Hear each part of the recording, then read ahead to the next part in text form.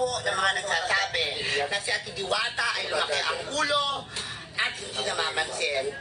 Pagpasensyahan niyo po si Ate dahil sobrang hirap naman talaga ng pinagdadaanan, shooting, trabaho sa ating parisan, at pagharap sa iba't ibang uri ng tao. Kaya pagpasensyahan niyo po kung minsan ay pagod lang ang tao, pero hindi po nagbabago ang isang diwata. Pati kulay niya, ganun pa din ang butan.